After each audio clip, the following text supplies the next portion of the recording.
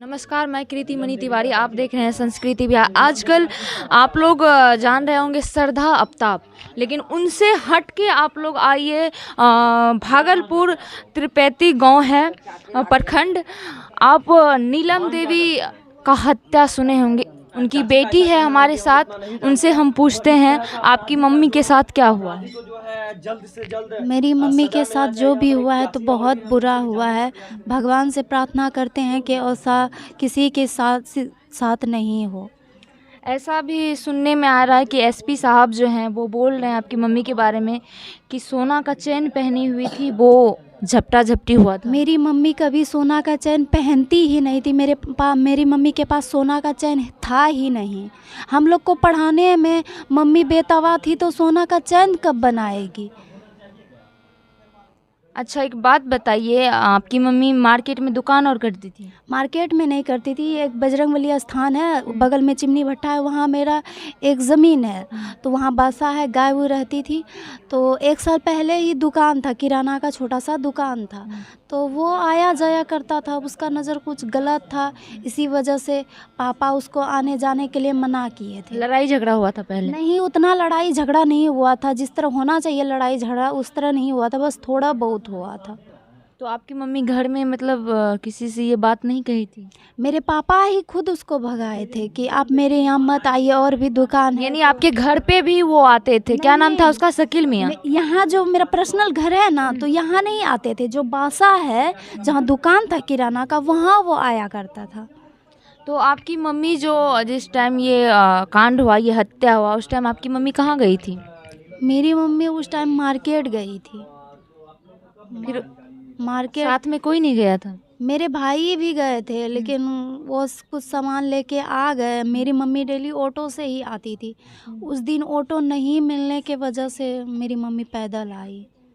उनके बाद वो पीछे की है? हाँ, उसका तो पहाड़ पे बासा है, ये है, वो पीछा किया होगा।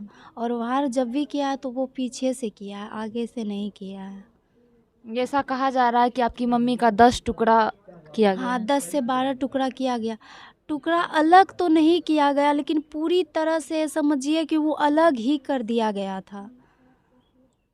पहले पीछे वार किया, पहले पीठ पे वार किया, इसके बाद सिर पे वार किया, इसके बाद पैर पे ये आगे किया, पहले पीछे फिर आगे किया, फिर दोनों हाथ पे किया, दोनों स्तन पे किया, और इस जगह कुल्हाड़ी से मारा था तो ये कट गया था। दरिंदगी की सारी हदें पार। आप लोग पहले भी सुने होंगे 35 टुकड़े सुने होंगे श्रद्धा अफ्ताब का। अभी आप नीलम देवी का सुन रहे हैं। क्या है हमारे देश में, ऐसा ही चलता रहेगा तो आज एक नीलम देवी गई है, कल दूसरी जाएगी, कल तीसरी जाएगी।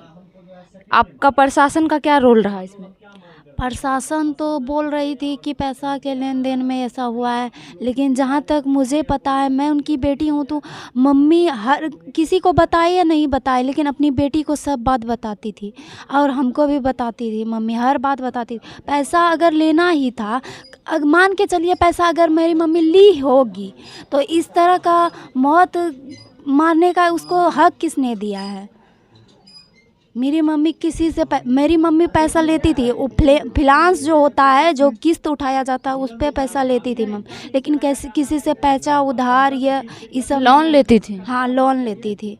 लोन 3 लोन मेरी मम्मी चलाती थी। और नहीं, मेरी मम्मी सोना का लॉकेट पहनती थी। इनका कहना है कि नहीं, हमारी मम्मी सोना का लॉकेट पहनती थी और किसी से उधार भी नहीं लेती थी। तो यहाँ पे आप देख सकते हैं, लेकिन एसपी साहब ऐसा बयान दिए हैं। अब एसपी सर किसके कहने पे दिए हैं ये तो हमको पता नहीं, लेकिन मेरे घर से ऐसा कुछ भी बोला नहीं गया है। प्रशासन से आप क्या मांग कर रहे हैं? प्रशासन से बस यही मांग है कि उसको 15 से 20 दिन के अंदर फांसी हो जाए। अगर फांसी नहीं हुआ तो? फांसी अगर नहीं दे सकती है सरकार, तो सरकार बोले कि हम फांसी नहीं दे पाएंगे, वो उसको मेरे हवाले कर दे। जिस तरह से वो मेरी मम्मी को मारा है और काटा है, उसी तरह से उसको भी 20 चौराहे पे हम काटेंगे। तो इनका कहना सुन लिए, एक बेटी है और बेटी के अंदर कितना दर्द होता है, तरफ होता है, हम लोग क्या बोले, बोलने की हालत में है ही नहीं।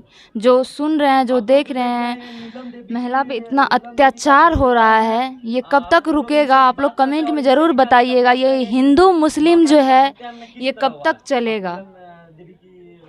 आप सरकार से मुआवजा के बारे में कुछ मांग?